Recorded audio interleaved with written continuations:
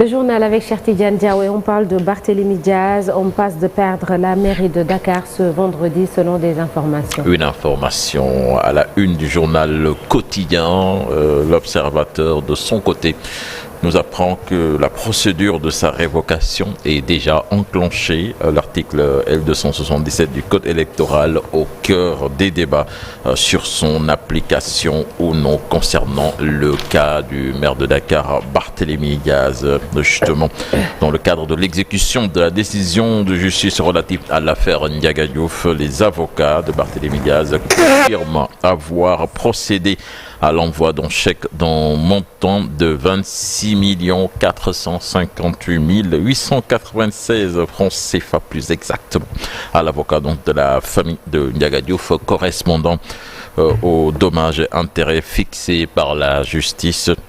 Ce montant a été intégralement pris en charge par la sœur de Barthélémy Diaz, selon le chargé de communication du maire de Dakar, Pape Konaré Diaité. Rappelons également que le maire de Dakar est convoqué à la sûreté urbaine. Madiam Baldiagne, lui, est attendu ce matin au commissariat central de Dakar. Le patron d'Avenir Communication est convoqué suite à une plainte déposée par le Premier ministre Ousmane Sonko.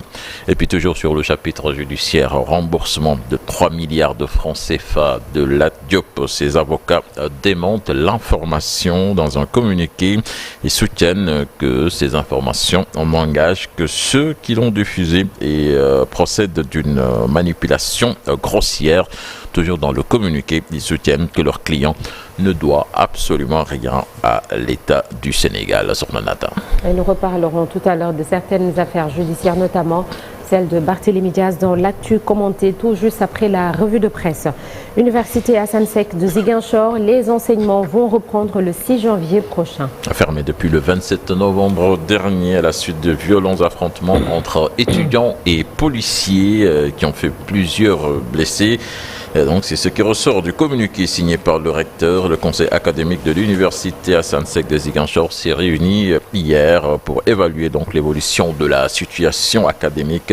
Le conseil a aussi pris la décision de faire une session unique pour l'année universitaire 2023-2024, notamment pour les UFR, CS et ST entre autres. Parmi les décisions prises à l'issue de la réunion figure également l'invalidation du second semestre 2023-2024 si les étudiants ne reprennent pas les cours jusqu'au lundi 13 janvier 2025. Le conseil de l'université avait pris la décision le 27 novembre dernier de fermer jusqu'à nouvel ordre le campus pédagogique. Direction Thiès à présent avec le mémorial Lat Dior qui a été inauguré, le statut de Lat Dior plutôt, qui a été inauguré par le président de la République Bassirou Diomaye Faye qui a annoncé la célébration d'autres héros du pays, une manière d'inviter les élèves à les prendre comme modèle. C'est un reportage signé notre correspondant sur place, Chérante Diop. Tout à l'heure. Oui. Et puis, ils sont 15 employés de Carl Kay Technologies Sénégal, filiale de Transition, donc Techno, Itel Infinix, licenciés abusivement par l'entreprise selon le collectif des travailleurs. Ce collectif soutient qu'il y a un manquement grave au respect du Code du travail, qui dénonce une injustice et interpelle les autorités. Siaka Sané, le porte-parole que nous écoutons au micro de Fatimata Touré et Amadou Ba, si l'élément est disponible. Première greffe, on a atteinte à la liberté syndicale.